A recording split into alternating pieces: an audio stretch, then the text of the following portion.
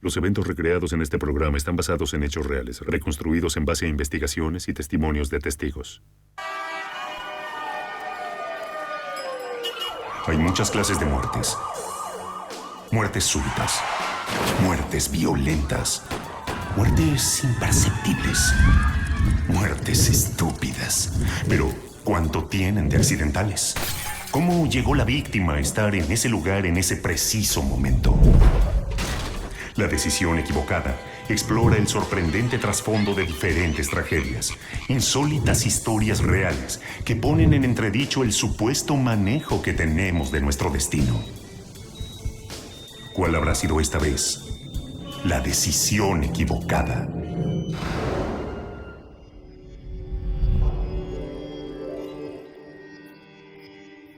Fermín estaba casado con Lucía y tenía un hijo.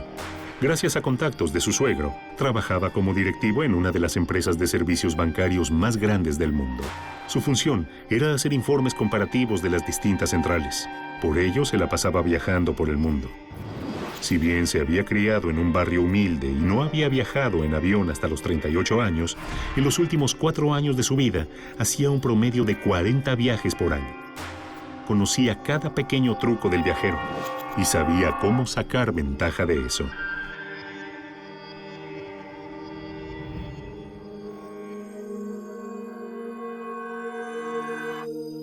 Fermín Huerta nació un 13 de septiembre del año 1970 y murió 42 años después, un 8 de noviembre del 2012, en extrañas circunstancias.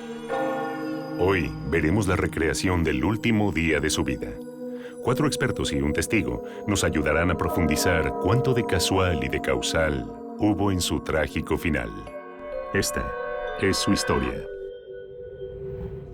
Hoy presentamos Escalera al suelo.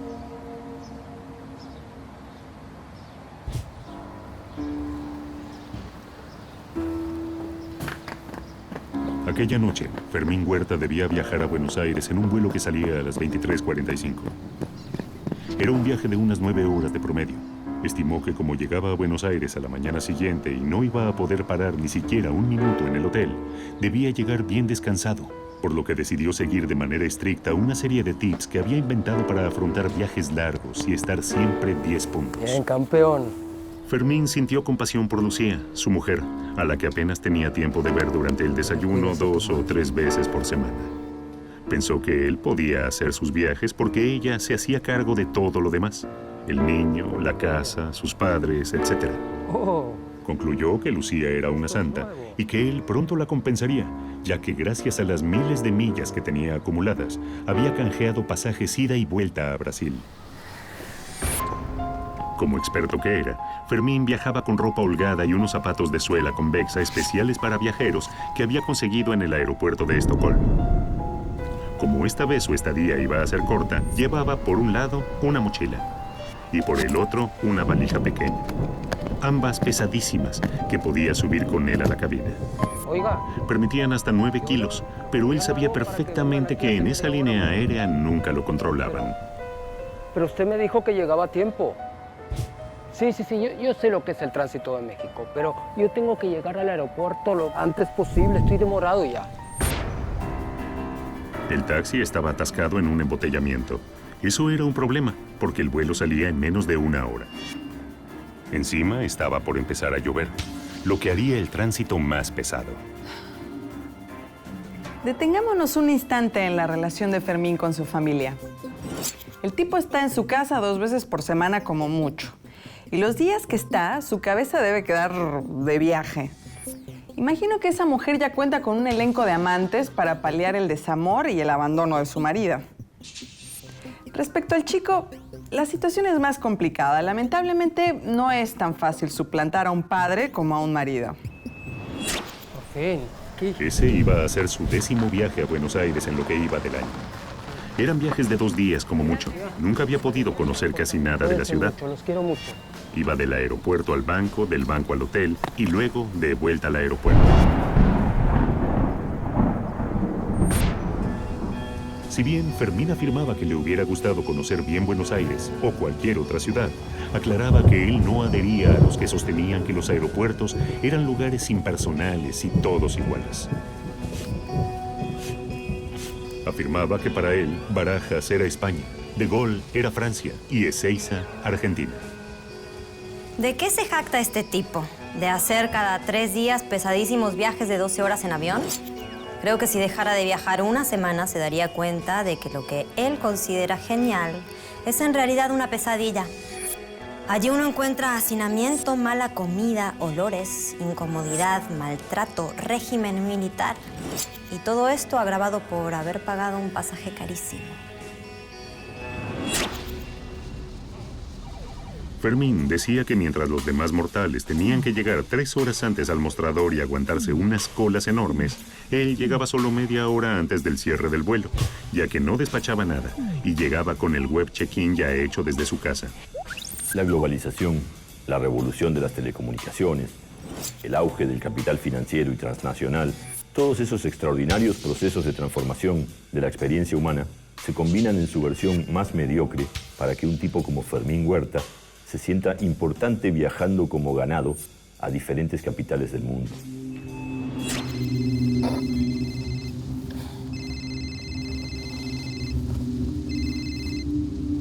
Bueno. Fermín conocía las características de cada tipo de avión. Oiga, ¿por dónde estamos? Qué disposición tenían los asientos, cuántos lugares había en primera, cuántos en business y cuántos en turista. Y todo su conocimiento lo intentaba usar a su favor. Oiga, ¿se me apura, por favor? Sí, no. Como la política de ahorro de la empresa lo obligaba a viajar en clase turista, sabía que si quería tener un viaje placentero, tenía que conseguir el mejor asiento posible. Según su experiencia, lo ideal era viajar en la fila 21, justo al lado de la salida de emergencia. Tenía por lo menos 60 centímetros más para estirar las piernas. Como esa fila no estaba disponible para seleccionarla en el web check-in, Fermín tenía un truco que consistía en tomar el peor asiento del avión, que estaba al final de todo, en medio, y no se reclinaba, para luego utilizar esas mismas desventajas como argumento para que lo cambien de asiento. Aparentemente se trataba de un buen plan. Se calcula que el impacto económico mundial de la aviación gira en torno a los 3.5 billones de dólares, lo que equivale al 8% del Producto Interno Bruto Mundial. La industria del transporte aéreo genera globalmente unos 32 millones de puestos de trabajo y mueve el 40% del valor de las exportaciones. Ahora bien, teniendo en cuenta estas cifras, es increíble, por no decir estúpido, sentirse especial por ser un viajero frecuente y pertenecer a una exclusiva élite de solo 3.000 millones de personas. En el próximo bloque de La Decisión Equivocada, ¿podrá nuestro personaje viajar en su asiento preferido? Ya volvemos con La Decisión Equivocada.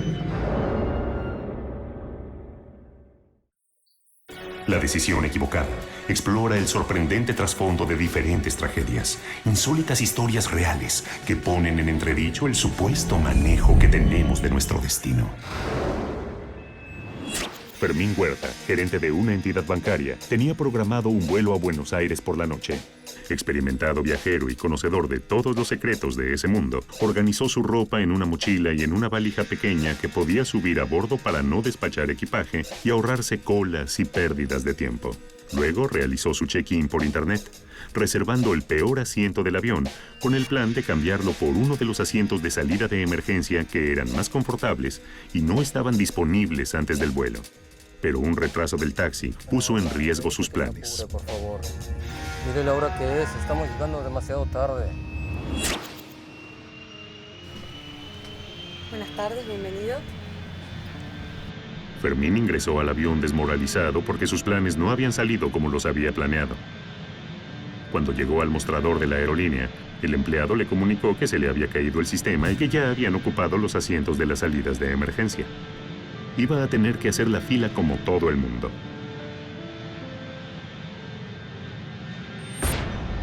Cuando Fermín pasó por la fila 21, miró con ojo clínico a quienes ocupaban los asientos. Vi a una sexagenaria vestida humildemente y al lado un hombre obeso. Sonrió pensando que iba a poder lograr su cometido. Fermín confirmó que su asiento era, sin dudas, el peor asiento de todo el avión. Sin salida al pasillo ni a la ventanilla. Y una vez que estudió el entorno, terminó de convencerse de que debía huir urgentemente de ahí.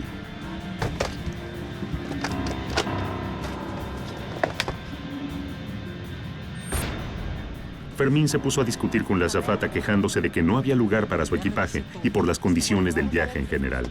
Pensó con cierta satisfacción que, paradójicamente, cada problema nuevo era un argumento más a su favor. La azafata le prometió que una vez que todos los pasajeros terminasen de ocupar sus butacas, ella intentaría cambiarlo de lugar.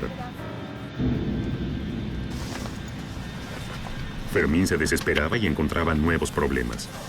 Pensó que detrás suyo tenía los baños, que a mitad del viaje serían tan pestilentes como una cloaca. Y a los lados de su asiento, según su prejuicioso punto de vista, un enorme motociclista y un sucio hippie canoso. Se prometió que no se iba a quedar ahí por mucho tiempo. Señorita. Señorita. Discúlpeme, señorita, pero usted me dijo que en cuanto todos estuvieran sentados me cambiaría de lugar. No, señor, yo le dije que iba a intentar cambiarlo. Pero como verá, el vuelo está completo, así que va a ser imposible, lo siento mucho. Mire, yo tengo realizados más vuelos que usted y toda la tripulación junta. Y conozco perfectamente la aviación comercial. Y déjeme decirle que me parece una vergüenza y un peligro para todos los pasajeros que hayan sentado a una persona con sobrepeso en la salida de emergencia.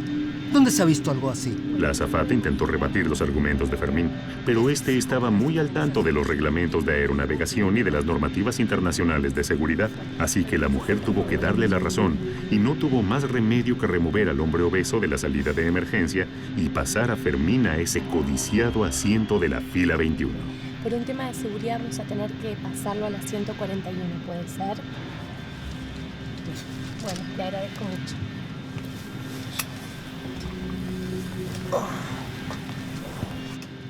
Escuchemos a una testigo privilegiada del caso, María Cristina Quesada, azafata del último vuelo de Fermín Huerta. En mi experiencia como auxiliar de vuelo me he topado con todo tipo de personajes. Miedosos, inquietos, seductores. Pero sin dudas el peor de todos es el que se cree que se las sabe todas.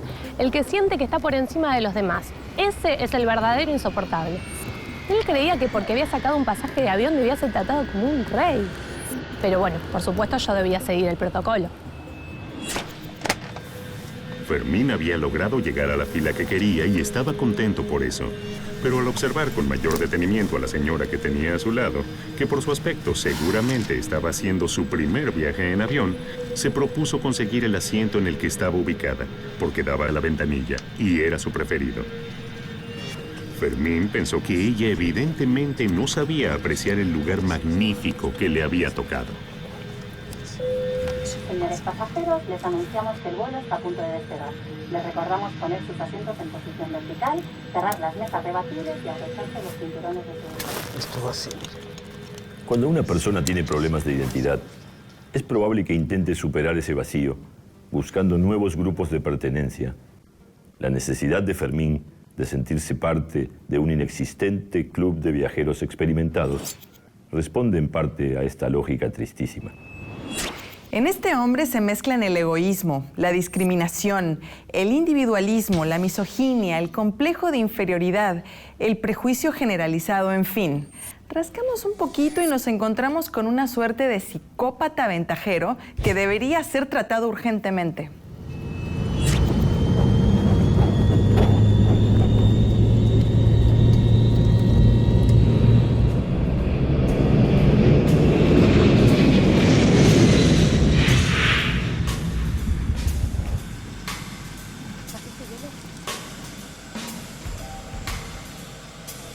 Señor. Según sus conclusiones, se trataba de una señora de unos 60 años, que salía por primera vez del país a conocer a su nieto, ya que su hija se había ido con su marido a probar suerte en Argentina. Pensó que quedarse con el asiento de la señora sería, en dos palabras, pan comido. Solo era cuestión de ponerse a conversar amablemente. ¿Quiénes llegan a ser gerentes de empresas? ¿Qué valores son necesarios? ¿En base a qué son promovidos? ¿Quieren saberlo? Anoten. Los chupamedias, los obsecuentes, los malos compañeros, los inescrupulosos, los inmorales. Por cierto, Fermín Huerta no es la excepción a la regla. ¿Quiere le presto mi notebook? Sí. Se entretiene muy bien con esto. Ay, bien, gracias. Un pasaje ida y vuelta a Madrid en primera clase cuesta en promedio unos $8,900. En clase ejecutiva o business, en cambio, el precio baja a $3,700 por el mismo viaje en el mismo avión. En clase turista, por último, el costo se reduce a nada más que $1,400. Creo que el sistema clasista que ocurre en la aviación comercial replica en el cielo y de manera brutal lo que ocurre en la tierra en las sociedades capitalistas. Es decir, los ricos felices y cómodos adelante y los pobres atrás, hacinados y peleándose por las obras. En el próximo bloque de La Decisión Equivocada, Fermín conocerá la aviación comercial como nunca antes. Ya volvemos con La Decisión Equivocada.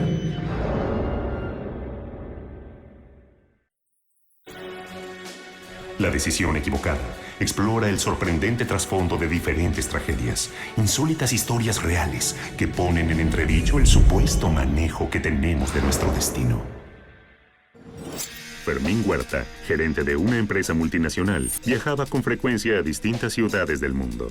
Experto en viajes, estaba al tanto de cada pequeño detalle a efectuar antes y durante los vuelos para obtener ventajas. Pero ese día, la demora del taxi y la caída del sistema virtual de la aerolínea lo destinaron al peor asiento de todo el avión.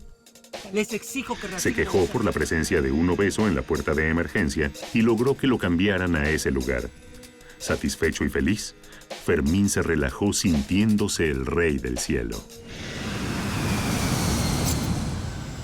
Fermín había decidido poner en práctica su plan para quedarse con el asiento de la señora. Le comentó que ese modelo de avión era de los más seguros del mercado, para luego inventar y deslizar que los asientos con mayor tasa de mortalidad eran los que por debajo pasaban conductos con combustible que ante alguna falla eléctrica eran los primeros en explotar. En esos asientos.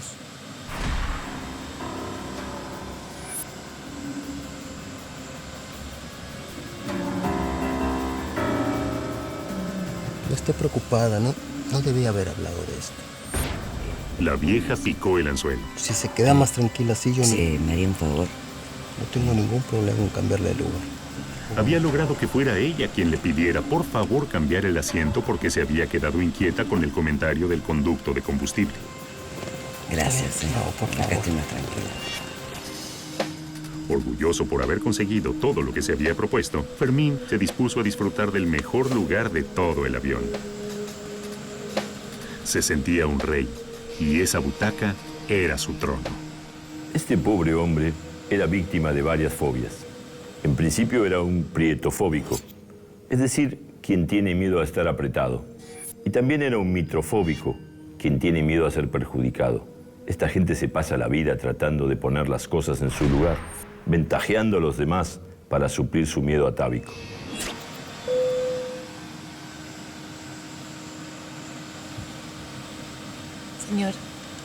Señor, disculpe, está el cartel indicador encendido. Por favor, ábrete el cinturón. Una azafata se acercó a Fermín y señalando el cartel luminoso le indicó que se abrochara el cinturón. Fermín se lo abrochó con displicencia, para desabrochárselo 2 segundos después, una vez que la azafata siguió su camino. ¿Qué clase de sujeto se sube a un avión y una vez allí, en un artefacto que vuela a 1000 kilómetros por hora y a 10.000 metros de altura, se niega a usar el cinturón de seguridad? Pensándolo bien, quizás fue un impulso inconsciente, quizás Fermín sabía perfectamente que su vida era una gris sucesión de viajes y aeropuertos y dejó ese cabo suelto, el cinturón, para que le pasara de verdad y por una vez algo imprevisto en su monótona vida.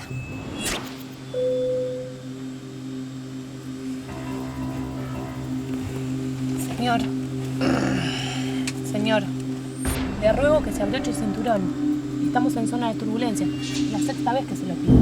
Fermín estaba ofuscado. Pensaba que las azafatas en general eran muy ignorantes, que conocían mucho de servicio pero muy poco de seguridad aeronáutica. Él sabía perfectamente que el cinturón de seguridad solo era útil en el despegue y en el aterrizaje y que durante el vuelo era innecesario e incómodo para dormir. y no pensaba someterse a los caprichos de una azafata porque un cartelito luminoso así lo indicara. Creo que uno de los problemas graves de Fermín era su relación con las mujeres. Eso fue lo que a la larga le costó la vida. No obedeció a la azafata porque era mujer, por ese aire de superioridad y desprecio que también le demostró a su esposa. Si por una vez hubiera dejado su lado misógino, hoy quizás estaría vivo.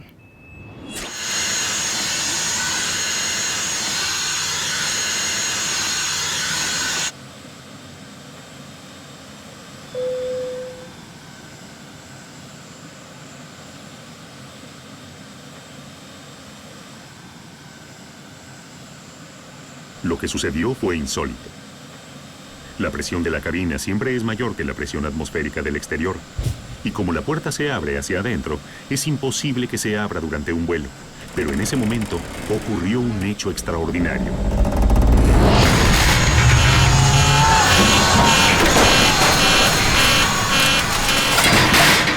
Por alguna falla en la estructura del avión, se produjo una despresurización explosiva que ocasionó la apertura de la puerta de salida en pleno vuelo.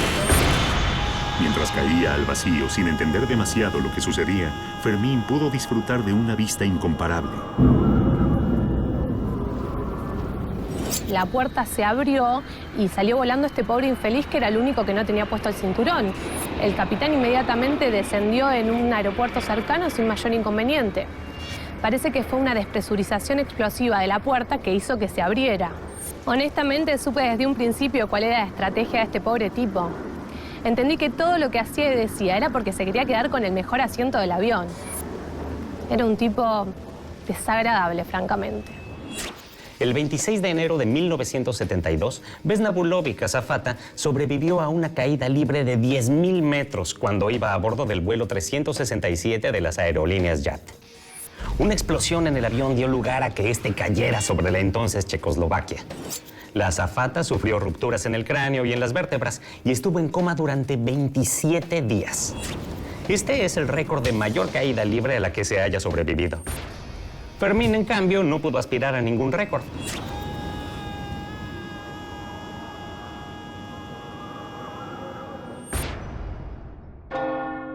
La muerte de Fermín Huerta no cambió demasiado el cotidiano de su esposa y su hijo, acostumbrados a sus permanentes ausencias. Quizás lo que cambie la vida de su familia va a ser, por un lado, la liberación de esa espera eterna, y por otro, la enorme indemnización que recibirán de la compañía aérea.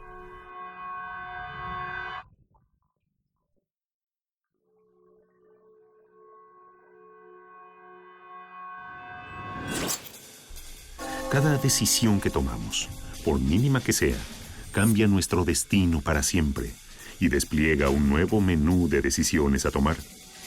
Pero hay una secuencia secreta que tiene inscrita la fecha de nuestra muerte. Necesito llegar ya. Escoger el peor asiento en el web check-in con la intención de cambiarlo en el aeropuerto.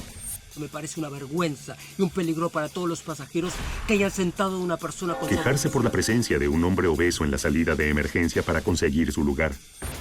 Engañar a una señora para conseguir cambiar nuevamente de asiento y desoír los reiterados pedidos de la azafata de que abroche su cinturón de seguridad no fueron decisiones fatales en sí mismas, pero imperceptiblemente fueron construyendo su secuencia secreta.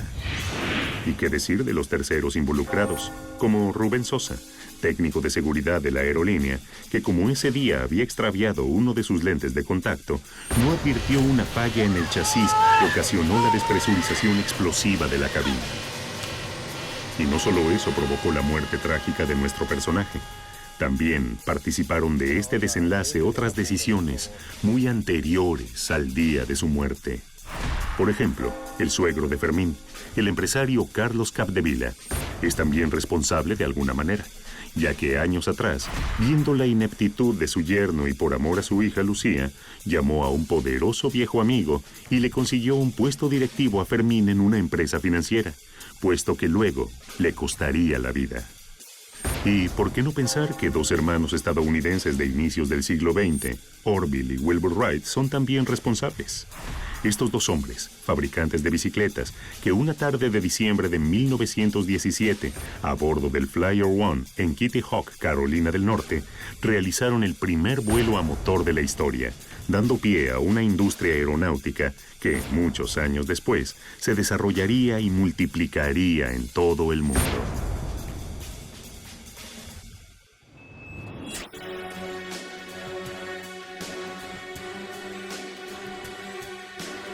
No se vaya. Una nueva muerte lo espera en La decisión equivocada.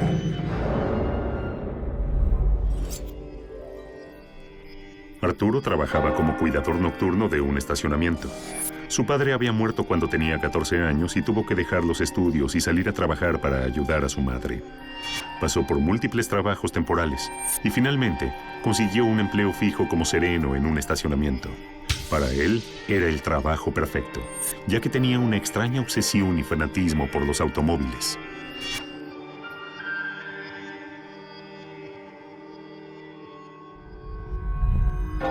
Arturo Sánchez nació el 10 de junio de 1969 y murió trágicamente 43 años después, un 8 de noviembre del 2012, en extrañas circunstancias. Hoy veremos la recreación del último día de su vida. 4 expertos y un testigo nos ayudarán a profundizar cuánto de casual y de causal hubo en su trágico final. Esta es su historia.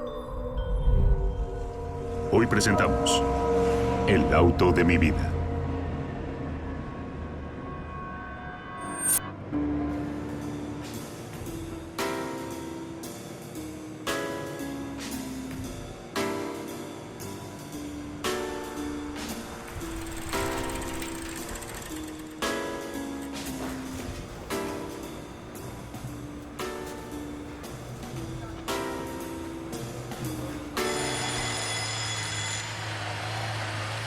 Todos los días, Arturo Sánchez hacía la misma rutina. Entraba a trabajar como sereno del estacionamiento a las 11 de la noche y se quedaba hasta las 6 de la mañana del día siguiente. Como no se había casado ni había tenido hijos, no tenía problemas de horario. Le daba lo mismo trabajar de día o de noche.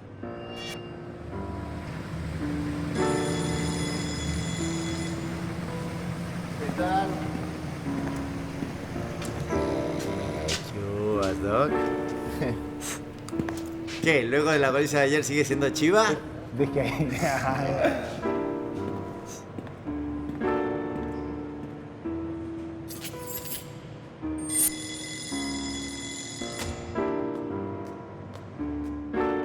¿Qué pasó, ingeniero? ¿Cómo le fue en la playa, eh? Excelente. Hicieron bien en irse por aquí, nos asamos como locos. Bueno. Saludos a Carmelita.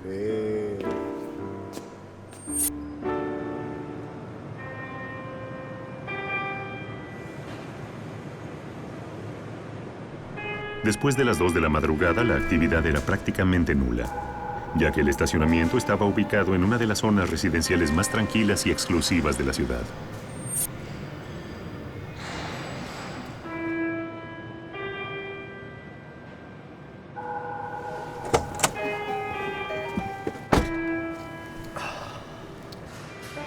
De noche, Sánchez se sentía un dios.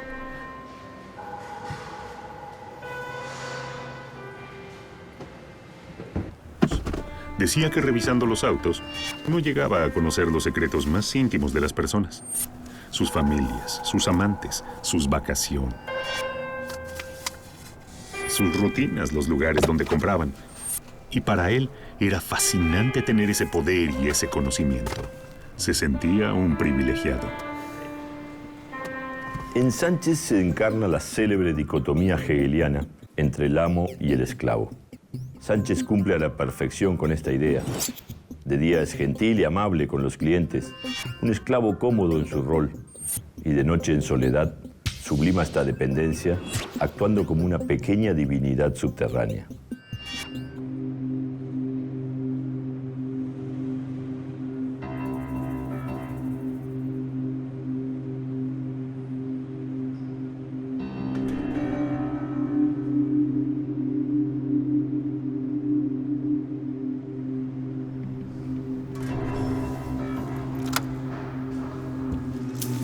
Sánchez se subía a los diferentes autos para, según sus palabras, sentir el dulce placer del confort ajeno.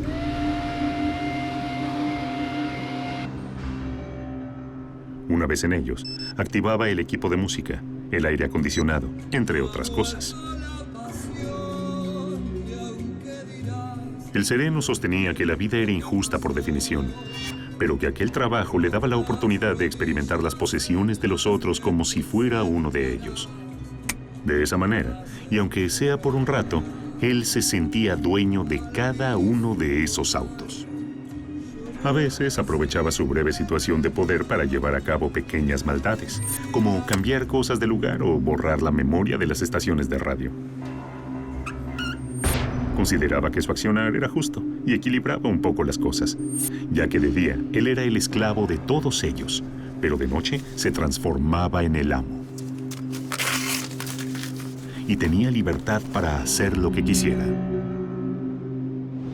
Yo odio el lujo, la riqueza, la ostentación ridícula del tipo que quiere tener su auto de alta gama. Pero lo de Sánchez es doblemente patético.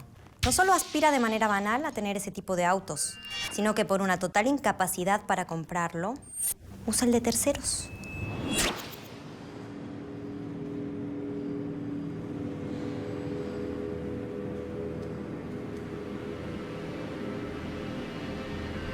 Decía que cuando los clientes le dejaban la llave de sus autos, lo miraban como si fuera un objeto. Un ser sin identidad, sin vida, solo funcional a sus ocupadas vidas.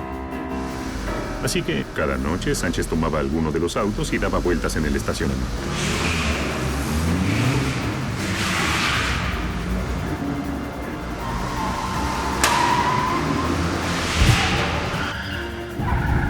Sánchez calculaba que él pasaba más tiempo arriba de esos autos que cualquiera de sus dueños. Sánchez ha creado un mundo de fantasía, regido por su extraña lógica, como una manera de no afrontar una realidad que lo encuentra solo y resentido. Es un Dr. Jekyll y Mr. Hyde moderno, un correcto empleado de día y un siniestro sujeto de noche. En el próximo bloque de La Decisión Equivocada, ¿qué inesperada sorpresa le espera a nuestro personaje? Ya volvemos con La Decisión Equivocada.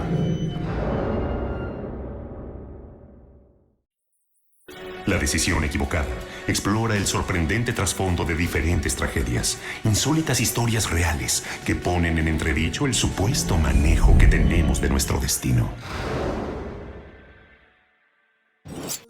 Arturo Sánchez, un cuidador de estacionamiento del turno nocturno, solía revisar y manejar los vehículos de quienes guardaban sus autos en ese lugar. Con impunidad y cierto resentimiento, fumaba o comía en los asientos e incluso los manejaba en su lugar de trabajo. Aquella noche, un nuevo y particular automóvil estaba a punto de estacionar frente a él.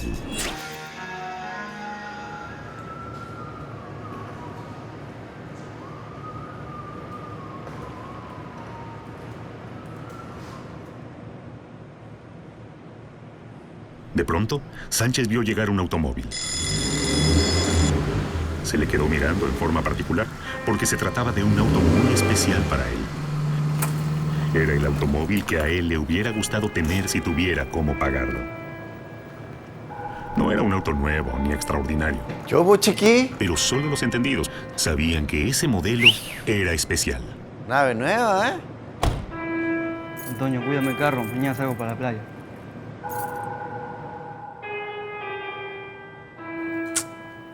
Arturo. Sánchez enseguida reconoció a su conductor. Era Chiqui Gómez, el hijo de un político corrupto que guardaba su flotilla de automóviles en el estacionamiento.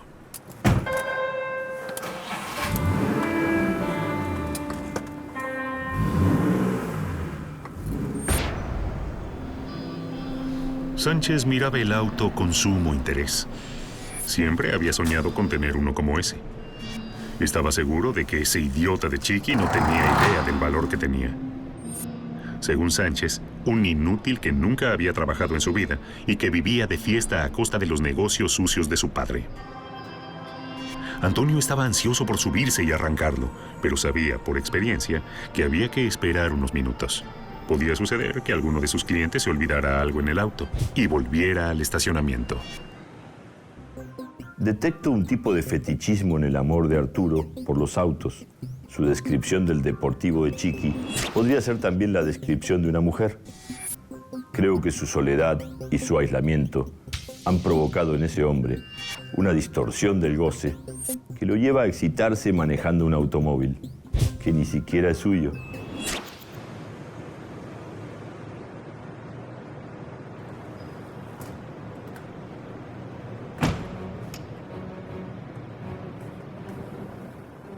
Sánchez se acomodó en el vehículo y suspiró excitado. Estaba seguro que ese era el último modelo sin limitadores de velocidad, que ahora era una norma obligatoria. Por consiguiente, podía alcanzar una velocidad inusitada.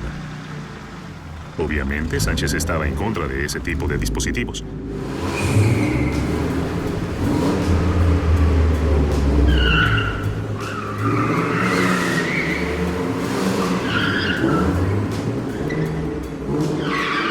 En sus primeros movimientos confirmó que todo en ese auto era afín a sus gustos y exigencias. Grip, caja de cambios, confort, todo era perfecto.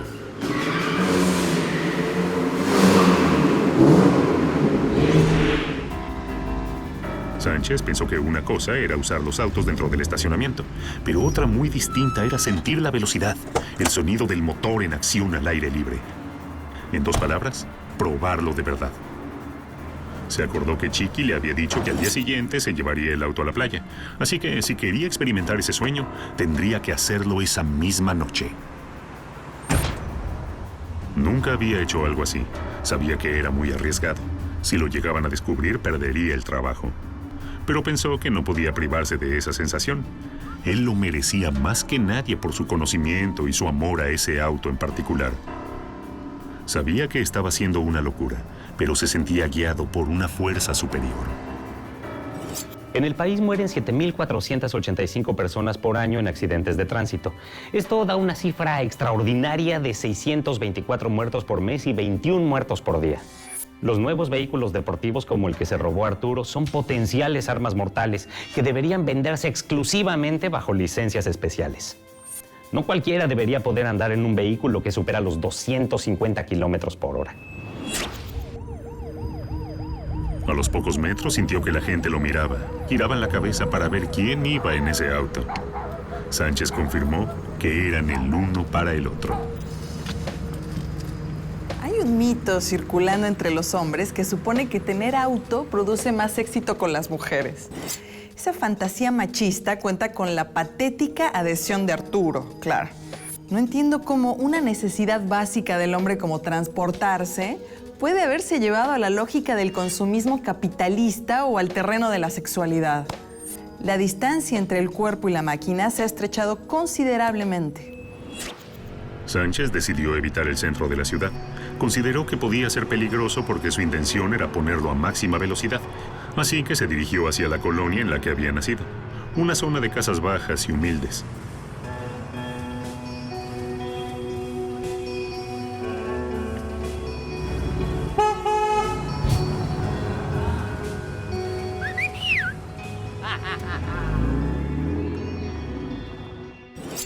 Escuchemos lo que tiene para decirnos Julián Herrera, antiguo conocido de Arturo Sánchez y vecino de su barrio. Hola, ¿qué tal? Mi nombre es Julián. Vivo en el barrio en el que se crió Arturo.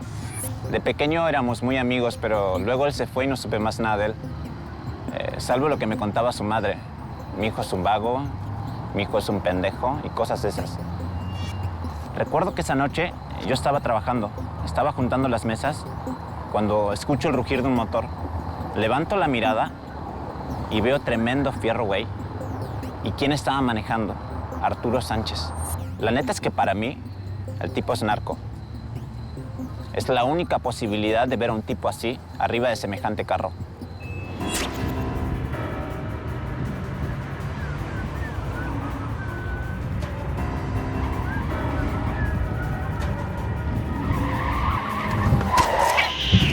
Me lleva la chingada.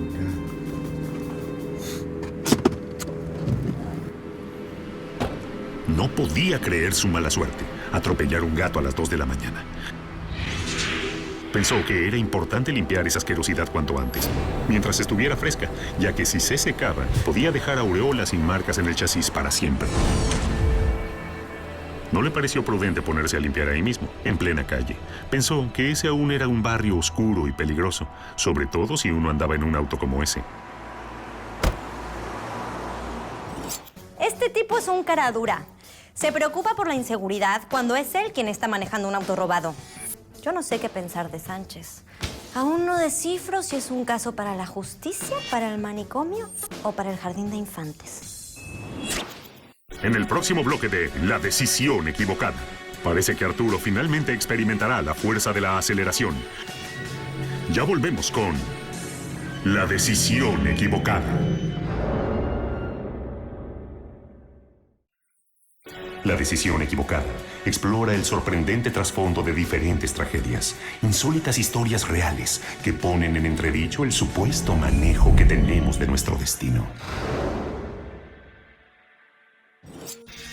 Arturo Sánchez, un cuidador nocturno de estacionamiento, comenzó su jornada de trabajo a las 11 de la noche, como siempre, que consistía en manejar autos ajenos, fumar y comer dentro de ellos. Esa noche, su lamentable accionar se vio interrumpido con la llegada del hijo de un cliente que estacionó frente a él un auto en particular, el modelo de automóvil que él hubiera querido tener. Entusiasmado por el auto, Sánchez decidió salir a la calle a experimentar su velocidad y su rendimiento, y accidentalmente atropelló a un gato manchando el chasis del auto.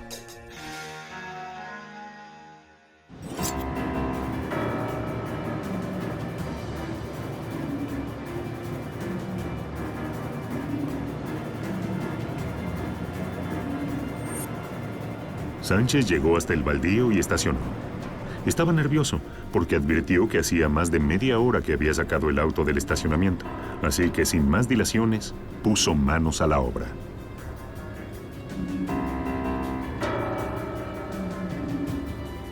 ¿Se dieron cuenta que toda su desgracia se generó porque se le cruzó un gato negro? ¿Quién se atreve a decir ahora que esas cosas son tontas supersticiones sin ningún asidero?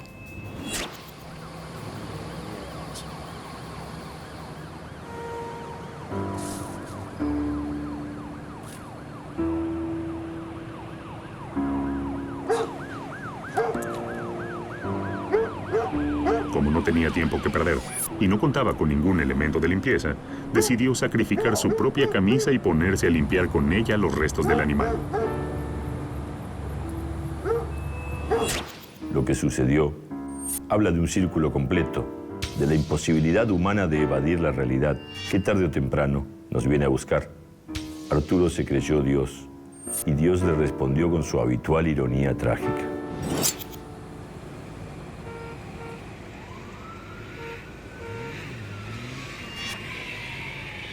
Lo que sucedió fue realmente insólito. En un vuelo comercial que pasaba por esa zona, se había abierto accidentalmente una puerta de emergencia. Y un hombre había sido succionado, precipitándolo al vacío.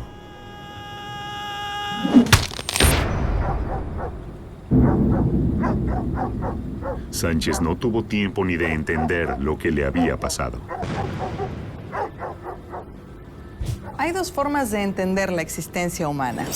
Todo es contingente y azaroso o todo está trazado de antemano por un destino fatalista. Creo que ambas visiones se quedan cortas a la hora de analizar lo que sucedió con Arturo. Ni la suerte puede ser tan mala, ni el destino puede ser tan arbitrario y cruel. Creo que algunas cosas sencillamente no tienen ninguna explicación.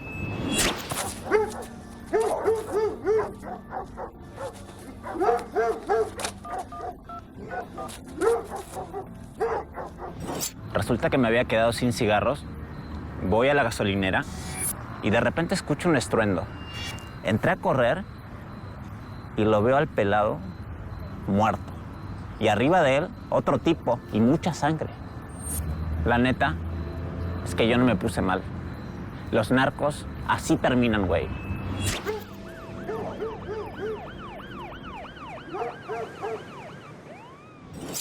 La manera de calcular la velocidad y el impacto fueron estudiadas por Isaac Newton en sus famosas leyes. La fuerza que actúa sobre un cuerpo es igual al producto de su masa por la aceleración que adquiere. En términos más simples, a 10.000 metros de altura, con un peso inicial de 90 kilogramos y teniendo en cuenta que el movimiento del cuerpo en caída libre es con velocidad creciente, nuestro personaje quedó hecho tortilla. Arturo Sánchez pudo cumplir el sueño de manejar su auto deseado, pero como sucede a veces, los deseos se cumplen de la peor manera. Sánchez pagó muy caro por su sueño cumplido. Las extrañas circunstancias de la muerte de Antonio son de alguna manera análogas a los confusos valores que sostuvo durante toda su vida. Una mezcla de abuso, admiración, obsecuencia y equívoco respecto a lo que era suyo, lo que era ajeno, quién era su amigo y quién su patrón.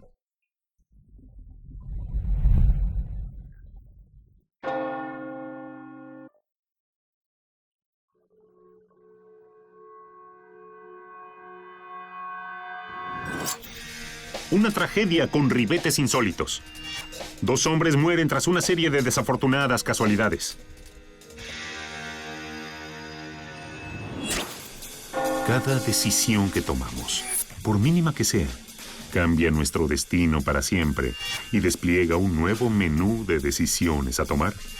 Pero hay una secuencia secreta que tiene inscrita la fecha de nuestra muerte. Usar indiscriminadamente los autos del estacionamiento como si fueran suyos. Salir a dar una vuelta con el auto de uno de sus clientes porque era su modelo preferido. Dirigirse con el lujoso auto a su antiguo y humilde barrio a presumir una posición que no tenía. Trasladarse hasta un baldío para limpiar los restos del gato que había atropellado. No fueron decisiones fatales en sí mismas, pero imperceptiblemente fueron construyendo su secuencia secreta. ¿Y qué decir de los terceros involucrados? Como el joven Ramón Ayala, vecino del barrio en el que ocurrió la tragedia, quien con el afán de molestar a un gato le arrojó una piedra provocando la huida del pobre animal, que terminó atropellado por el auto que manejaba Arturo. Y no solo eso provocó la muerte trágica de Arturo. También participaron de este desenlace otras decisiones muy anteriores al día de su muerte.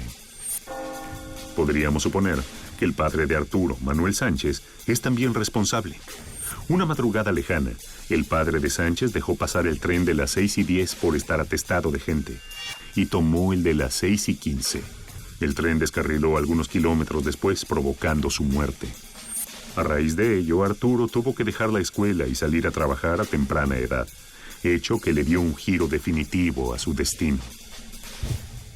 ¿Y por qué no pensar que si Carl Benz no hubiera patentado en 1885 el primer vehículo de combustión interna en Mannheim, Alemania, dando el puntapié inicial a las automotrices alemanas, que serían una de las grandes industrias del siglo XX, nada de esto hubiera ocurrido?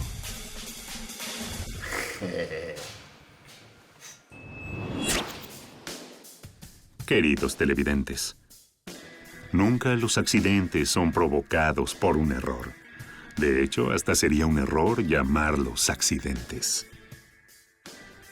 Cualquier mínimo cambio que se hubiera operado en la secuencia de acciones vivida por nuestro protagonista ese fatídico día hubiera evitado el desenlace que tuvimos la oportunidad de presenciar. Entonces, ¿podemos pensar que el personaje tuvo mala suerte? O, más bien, que las distintas decisiones, suyas y de los otros, lo condujeron hacia la muerte.